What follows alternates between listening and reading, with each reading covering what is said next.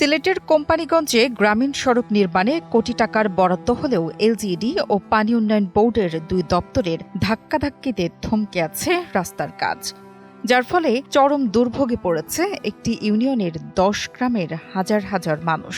বৃষ্টি হলে কাদামাটি আর শুকনো মৌসুমে ধুলোবালিতে সড়ক যেন হয়ে ওঠে মরণ ফাঁদ। বছরের পর বছর ধরে ইছাকলস ইউনিয়নের বাগজুর ব্রিজ হতে পুটামারা পর্যন্ত ১ কিলোমিটার সড়কটি নির্মাণ না হওয়ায় ঝুঁকি নিয়ে চলাচল করছে মানুষ ও যানবাহন।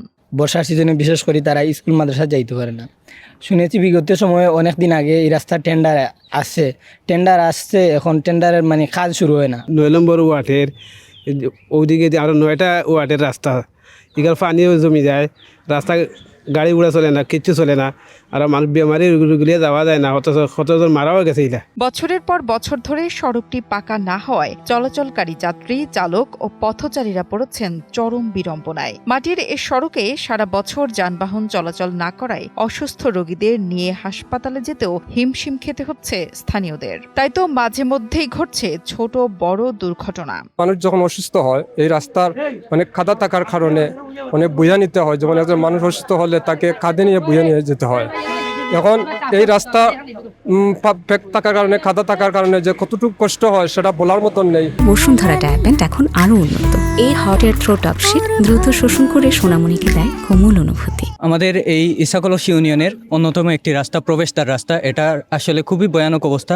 বৃষ্টি হলেই হাঁটু সমান কাদা এবং রৌদ্রের সময় দেখা যায় যে ধুলোর জন্য রাস্তাঘাটে অনেক এই যে আশেপাশে স্কুল রয়েছে, স্কুলগামী শিক্ষার্থীরা পর্যাপ্ত সময়ে তাদের ক্লাসে যেতে পারে না। খানাখন্দে ভরা রাস্তাটি নির্মাণে স্থানীয় সরকার প্রকৌশলী অধিদপ্তর ২০২২-২৩ অর্থ বছরে ২,৩৪,০০,০০০ টাকা বরাদ্দ দিলেও সড়কটি পানি উন্নয়ন বোর্ড তাদের দাবি করায় নির্মাণ কাজ শুরু করতে পারেনি এলজিইডি। এতে ক্ষুব্ধ স্থানীয়দের পাশাপাশি জনপ্রতিনিধিরাও। ২,৩৪,৪২,৫৫২ টাকার অনুমোদন আসে এবং সেটা টেন্ডার হয়, কিন্তু এই পানি উন্নয়ন বোর্ডের অনাপত্তির কারণে এই রাস্তাটা পাকা করা হয় নাই।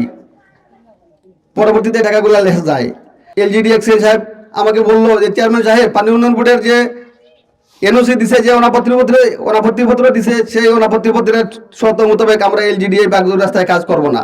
সরকারি দুই দপ্তরের দ্বন্দ্ব সমাধান করে দ্রুত সময়ের মধ্যে সড়কটি নির্মাণের দাবিতে ৩০ জুন বিকেলে ইছাকলস ইউনিয়নের বাগজুর বাজারে মানববন্ধন করে এলাকাবাসী। তাদের দাবি দপ্তর কেন্দ্রিক ঠেলাঠেলি বন্ধ করে জনগণের পাশে দাঁড়ানো হোক।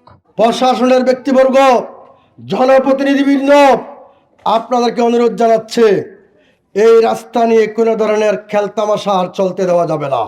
আমরা ট্যাক্স দিয়ে সরকার চালাই, আমাদের বেতন দিয়ে আপনাদের পরিবার চলে। আমরা বাড়িতে যেতে পারি না, আপনারা গাড়ি চালান।